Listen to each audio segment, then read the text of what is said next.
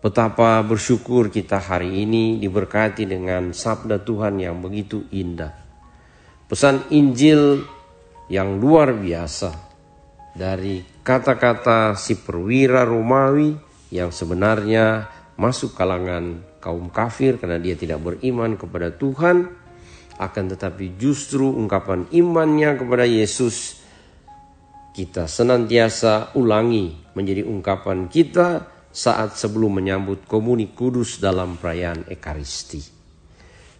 Tuhan, saya tidak pantas Tuhan datang kepada saya, tetapi bersabdalah saja, maka saya akan sembuh. Di hadapan si perwira ini, dia melihat Yesus yang sungguh dahsyat. Hanya dengan bersabda, dia sanggup untuk menyembuhkan hambanya. Sabda Yesus sungguh menyembuhkan, sungguh memulihkan, baik secara fisik juga secara rohani. Dengan bersabda, Yesus sanggup menyembuhkan, baik dari jarak dekat maupun dari jarak jauh. Karena sabda Yesus menembus ruang dan waktu. Ia sanggup untuk memulihkan jiwa kita yang merana, yang perlu diobati, yang perlu disembuhkan. Kita juga harus memperlakukan Yesus seperti itu. Bukan seperti teman biasa yang seenaknya saja kita perlakukan. Kalau kita butuh, kita datang. Kalau tidak, maka kita tidak pedulikan. Kalau kita lagi bersemangat, kita lagi mood kita bagus, maka kita pergi ke gereja untuk berdoa. Akan tetapi ketika kita merasa semua oke saja, tidak ada masalah dalam hidup saya tidak butuh Tuhan, maka saya tidak mau datang untuk mencari dan dekat dengan Tuhan. Tuhan Yesus itu dahsyat, luar biasa. Sekalipun dihina, sekalipun disiksa, Tuhan Yesus tidak melawan. Dia tetap dengan rendah hati menyerahkan diri. Dia sungguh punya hati yang rendah, hati yang lemah lembut. Di kayu salib, Yesus bukannya meminta Bapa menghukum kita, orang-orang yang telah menyalibkan dia, tetapi dia minta agar supaya kita semua diampuni. Bapa, ampunilah mereka, sebab mereka tidak tahu apa yang mereka lakukan. Kedahsyatan Yesus bukan hanya oleh mujizat-mujizatnya, akan tetapi oleh kasihnya yang luar biasa bagi kita. Ia rela dihina, ia rela disiksa, ia rela untuk dilahirkan di kandang yang hina demi cintanya untuk kita.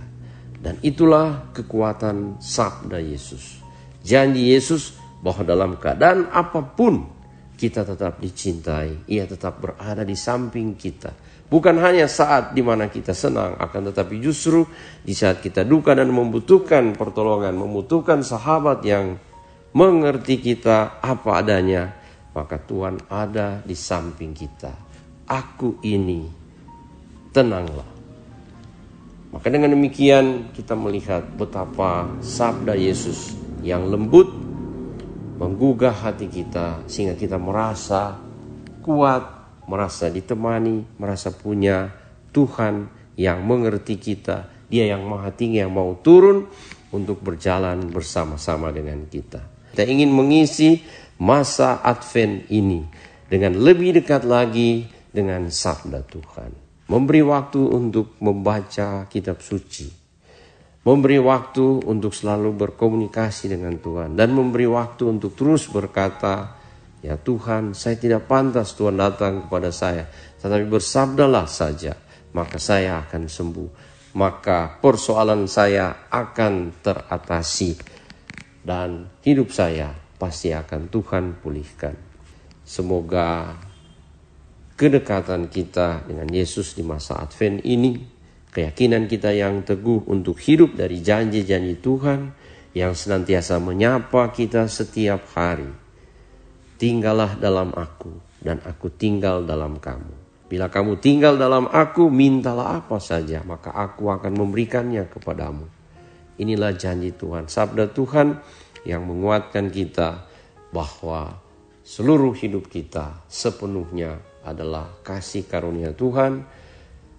Semoga kita tidak mengkhawatirkan segala persiapan-persiapan untuk Natal nanti, karena kita percaya pertobatan kita, pembaharuan diri kita, keyakinan iman kita yang semakin teguh akan janji dan sabda Tuhan, itu menjadi hadiah yang indah bagi Tuhan, dan itulah yang menjadi sukacita kita mempersiapkan kelahiran Yesus nanti. Kita semua diberkati oleh Allah Tritunggal Maha Kudus, Bapa, Putra, dan Roh Kudus. Amin.